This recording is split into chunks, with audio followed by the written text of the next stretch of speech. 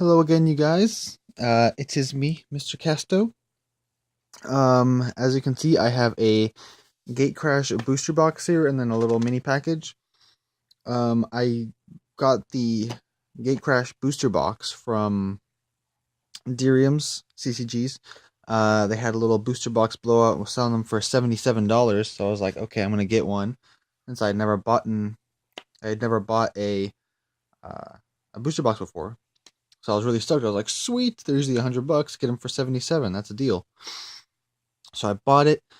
I recorded a video of me unboxing it, but for some reason my camera's stupid and couldn't record videos longer than like 25 minutes, I think. And so I split up into two, and I have no way of editing it. So I was like, shit. So I already unboxed everything. As you can see, all the cards are already out of their packages. I'm just gonna show you guys the foils and the rares that I got from this. And then this package came from Deriums as well. Since they were only going to be selling 100 of these, but for 77, but then they were able to get a hold of more of them, so then they lowered the price to 72.50. And then as a kind of for the people who had already bought the boxes for 77, they decided to give the people who already bought those boxes a few extra packs. So in here, I think are like 3 or 4 random booster packs from I don't know what sets. So I mean, that's pretty cool. I mean, that's awesome on you, Deriums. 2 thumbs up. I like you guys. You guys are cool. So yeah, I'm gonna go over the rares and the foils that I got. This box was I would say pretty good. I mean, I got some pretty good rares. Pretty good ones. I think I got like 6 mythics, which is awesome. The foils I got weren't too good though. So here we go. Boros Guildgate, just a basic dual land. Death Cult Rogue. It's a 2/2 that can only be blocked by rogues. Nothing special. Enchantment, so you can enchant the lands and then tap it to discard a card and draw a card. Nothing special. Creature tokens get -1/-1. Nothing special. Shadow Alley Denizen. Whenever a black creature enters the battlefield under your control, you can give a creature Intimidate until end of turn. Nothing too special, and then a Force. So foils, nothing too good. Just gonna put those back in there, and then I'll show you guys the mythics last. There we go. Since we got 6, because I think usually like 5. I think is the baseline. I guess I don't know. All right, so then we had Whispering Madness, which is 2 colors, a blue and a black, for a sorcery. Each player discards his or her hand, then draws cards equal to the greatest number of cards a player discarded this way. And has Cipher, which means, okay, are you going to focus or not? There we go. Has Cipher, which means you can exile this card encoded on a creature, and then whenever that creature deals combat damage, you can play or cast this spell without paying its mana cost. So, I mean, you can do it multiple times. So that's pretty cool. Then we had, here we go. There we go. Rebel Belt Raiders. 1 colorless and 3 red or green for a 3/3, and when it attacks, you put a +1/+1 counter on it for each attacking creature you control. A Biomass Mutation, X and 2 blue or green. Creatures you control become XX until end of turn. So just make your guys even bigger.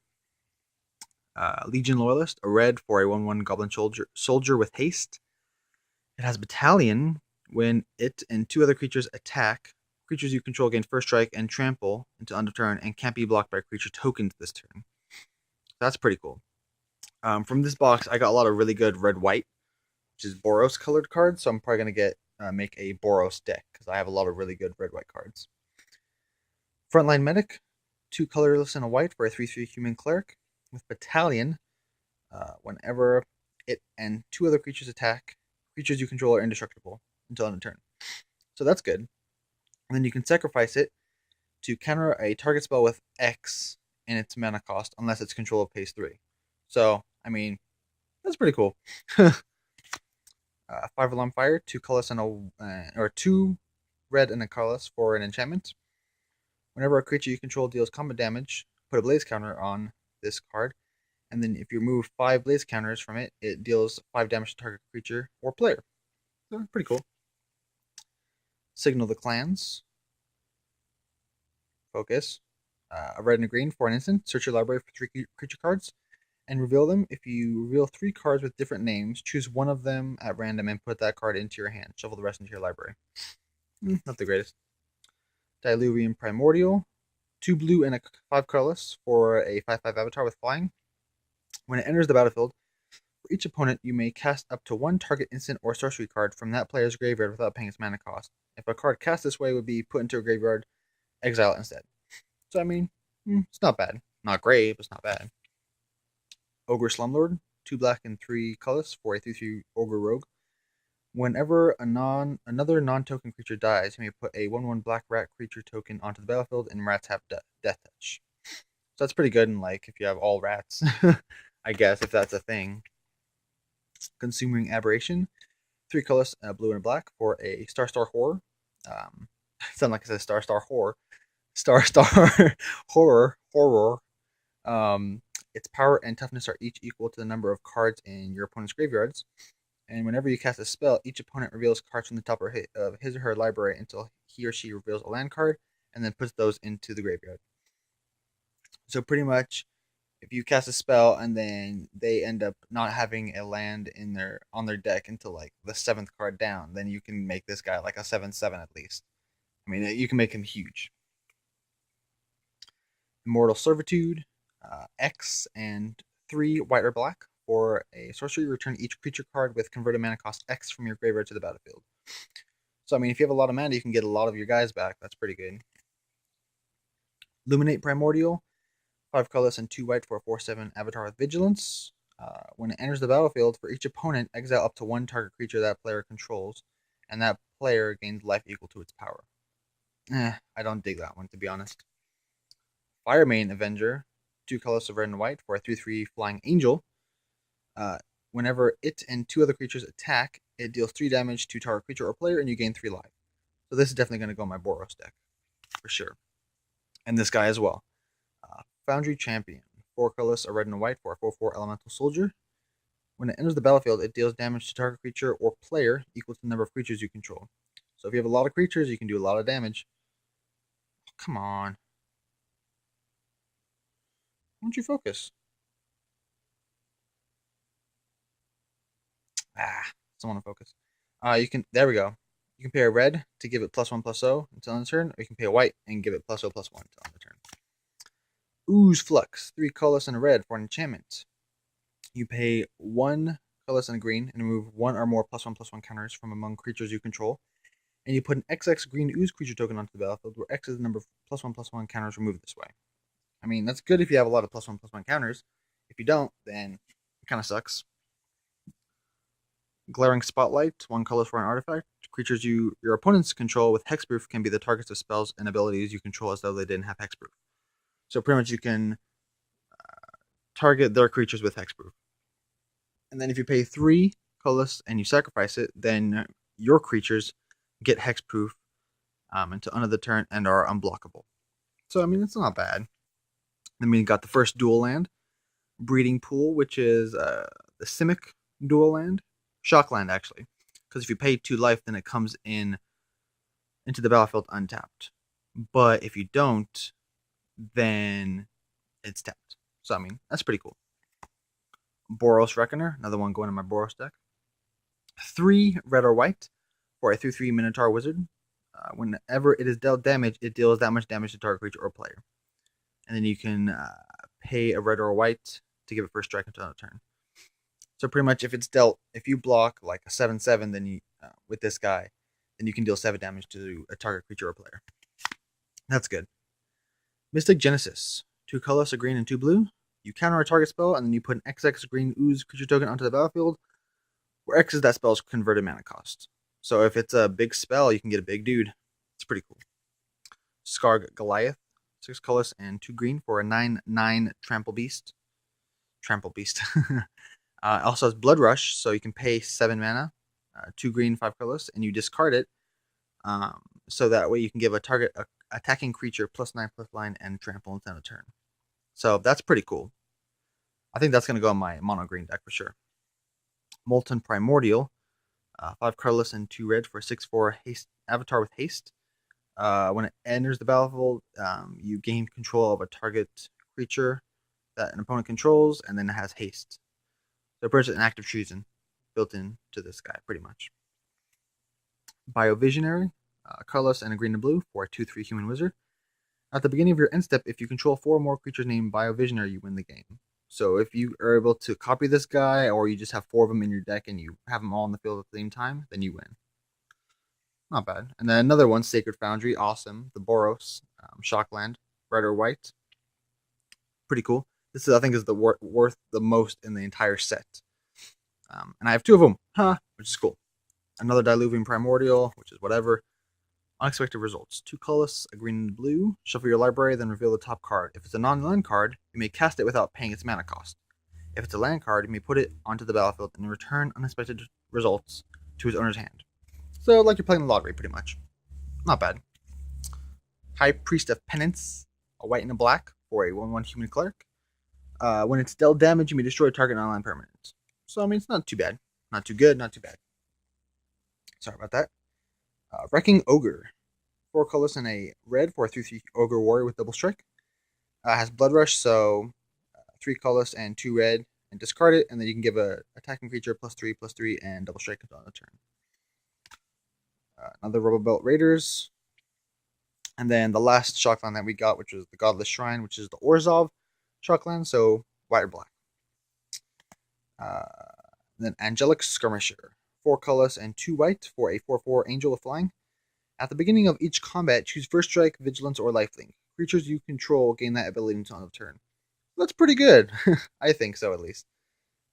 So that's definitely going to go on my Boros deck. It's going to be like a bunch of angels and dudes that make everyone better. So that's cool. On to the mythics. Obzadot Ghost Council. 1 colorless, 2 white, 2 black for a 5/5 legendary creature with legendary creature Spirit Advisor. When it enters the battlefield, target opponent loses 2 life and you gain 2 life. So, not bad. At the beginning of your end step, you may exile Obzadot.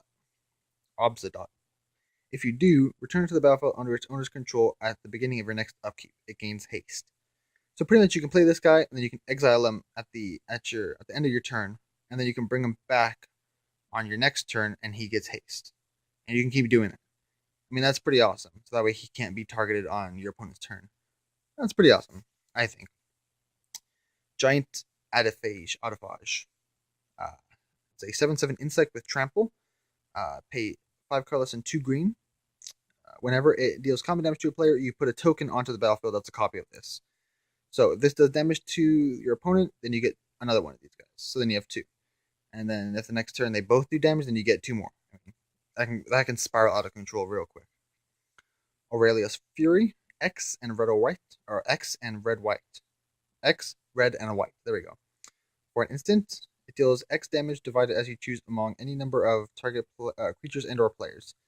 Tap each creature dealt damage this way, and players dealt damage this way can't cast non-creature spells this turn.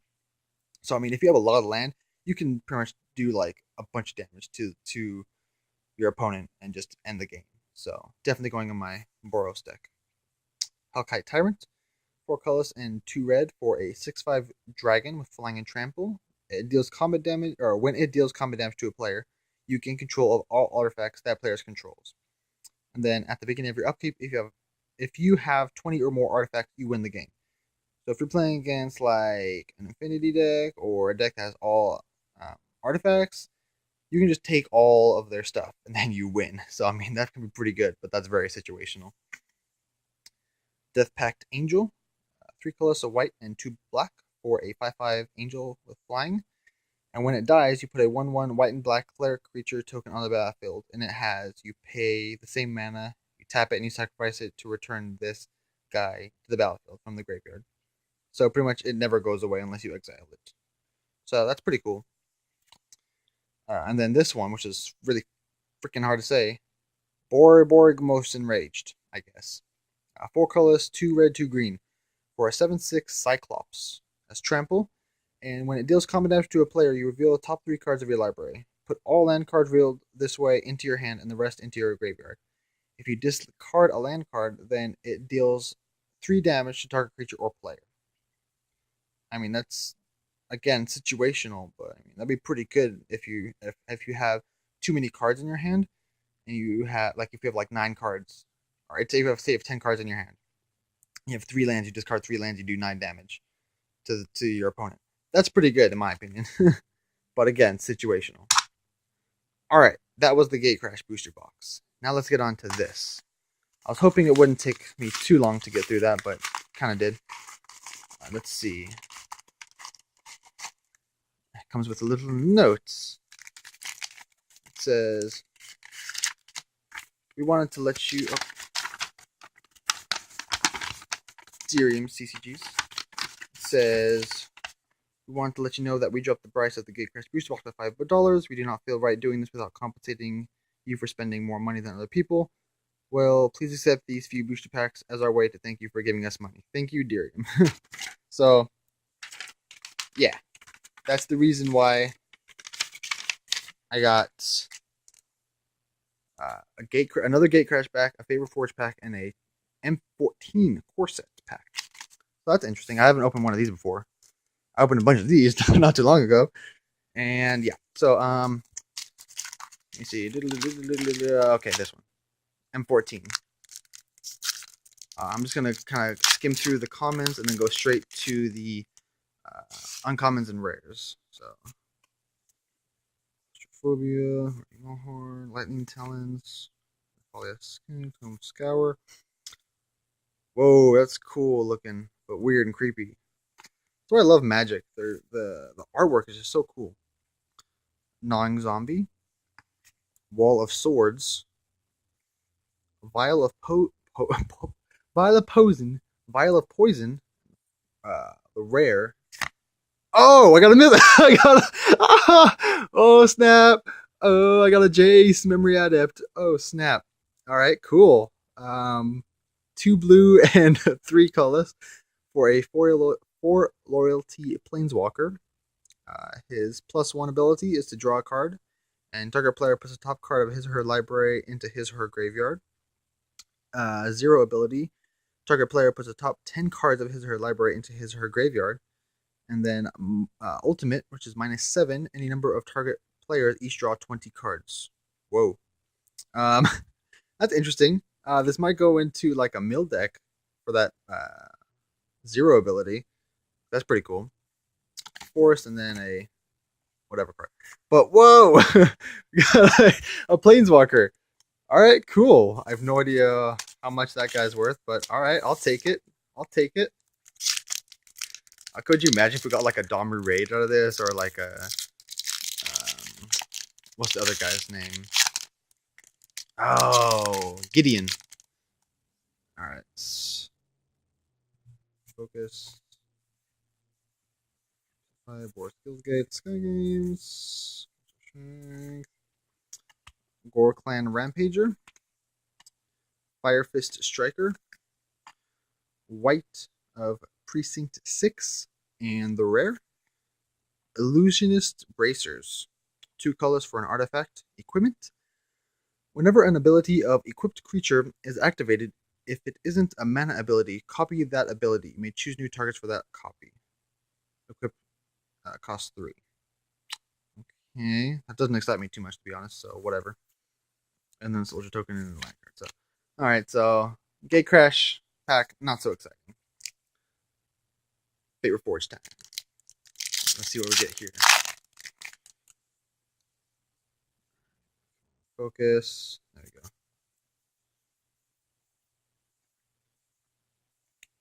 Ooh, Valor Stance. That's a good card right there. With a bid for an uncommon at least. Orc Sure Shots. Ruthless Instincts. That one I like. I don't know why. I just like it. And then the rare. Alicia, Who Smiles at Death. Not bad. 2 colors and a red for a 3/2 human warrior with first strike. And then when it attacks, you may pay 2 black, 2 white, or a white and black. If you do, you return a target creature card with power 2 or less from the graveyard to the battlefield, tapped and attacking. So, not too bad. Dismal Backwater, and then a Spirit Token.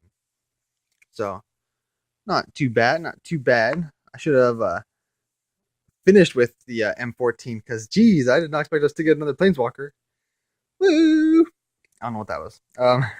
Anyways, I hope you guys have enjoyed this. I'll be doing the unboxing of the CCG crate once that comes in, which is probably, I'm assuming, sometime next week.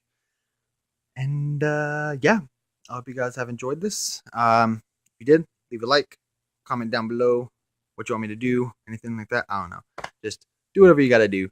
Hope you guys have enjoyed this, and see you guys later.